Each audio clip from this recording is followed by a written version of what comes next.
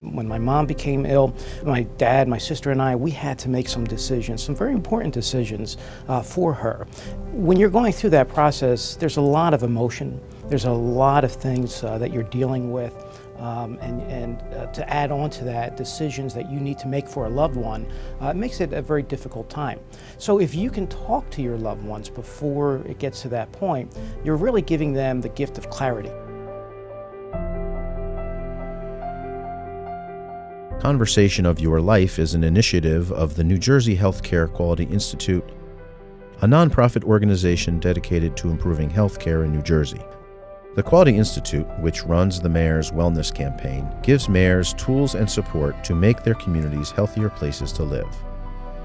One thing we all struggle with is growing old and making sure that towards the end of our lives, our loved ones know what we want for our care. That's why we created Conversation of Your Life, so mayors could help their residents handle this challenge. Conversation of Your Life is generously supported by the Horizon Foundation for New Jersey. When you look across the United States about how healthcare is used, for some reason, New Jersey and New York tend to have the highest number of days in the hospital, in the ICU, the highest number of tests and procedures at the end of life. Why is that? When we look at other regions of the country, that's not the case. And so, in large part, we think that it's cultural. We created this program, Conversation of a Lifetime, to create safe places and strategies, and then actually using legally recognized tools to help people communicate their wishes, then be able to be comfortable with having a conversation about it, and then also importantly to put it in writing in a legally recognized document, and then have it available for when the time comes that they need to use it. We know that people in New Jersey want to die at home and not in the ICU in hospitals. But today it is more likely that a New Jersey resident who does not make their wishes clear will die in the hospital. That's a problem. Patients without advance directives or other end-of-life documents are more likely to receive unwanted medical interventions towards the end of life, such as feeding tubes and ventilators. Letting your family know what you want, or finding out what your loved ones want, is giving the gift of clarity and peace of mind and avoids conflicts down the line. Well, I talk to families about end of life every day. My conversation with them is to give them a perspective of hope. That conversation of a lifetime is a part of the journey, and it helps them, because a lot of times family look at the destination. End of life can be frightening to people. Conversation of a lifetime helps them to make it beautiful. Conversation of Your Life prompts community conversations in comfortable settings, like sessions at senior centers, local houses of worship, and libraries.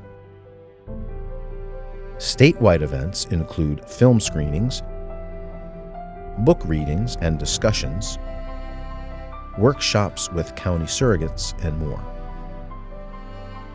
It's really important for all adults to have these conversations with their doctor so the doctor is fully informed about their preferences, because everyone is different and everyone has different preferences regarding end-of-life care, what they would want and what they would not want. It's also important to know that for those people who have living wills and have this information in writing, it makes decision-making less burdensome for their loved ones. If they ever have to make a decision and you can't talk on your own to your doctors, at least you have the living will that they can reference.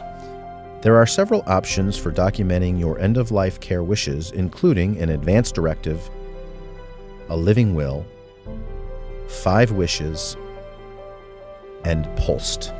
Through Conversation of Your Life, we encourage you to take a look through these documents to decide what is right for you. Share your completed documents with loved ones and your healthcare provider. Keep your completed documents in an accessible location, and revisit these documents every few years or whenever your health changes. Conversation of Your Life offers resources and programs throughout the state to help people get the conversation started.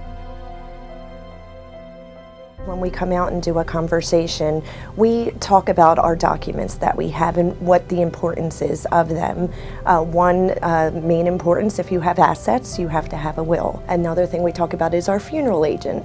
A funeral agent is where you get to decide what kind of music you want, the flowers that you want. You put somebody in charge of your words, what your wishes are. The main thing about Conversation of a Lifetime is making sure that your wishes are fulfilled. We decided that we wanted to make the conversation lighter and so people aren't afraid to talk about it.